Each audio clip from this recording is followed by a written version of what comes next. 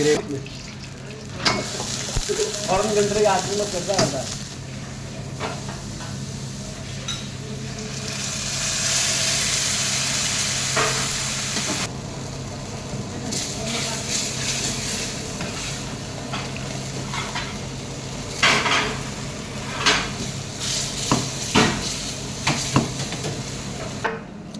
अंडा करी वाला है।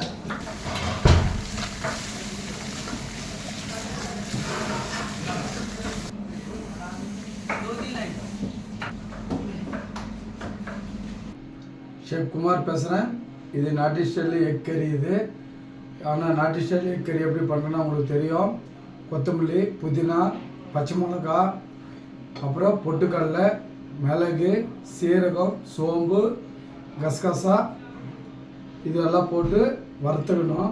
இது வந்துட்டு ஒரு 4 எக்கு போட்டு பாயில் பண்ணிவிட்டு அந்த எக் கறி பண்ணியிருக்கிறோம். ஏன்னா சிக்கன் கறி நாட்டி ஸ்டைல் பண்ணுறது வந்து டிஃப்ரெண்ட்டாக இருக்குதுன்னு இது எக் கறி பண்ணியிருக்கிறேன். நீங்கள் ட்ரை பண்ணி பாருங்கள். இதில் போட்டுக்கிற இன்க்ளூடிங் எல்லாமே நான் அதில் மென்ஷன் பண்ணிக்கிறேன்.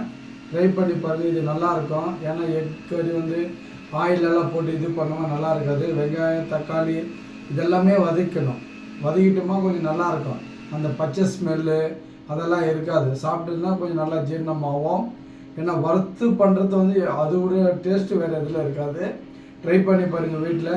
கமெண்ட்ஸ் பண்ணுங்கள், கிளிக் பண்ணுங்கள், லைக்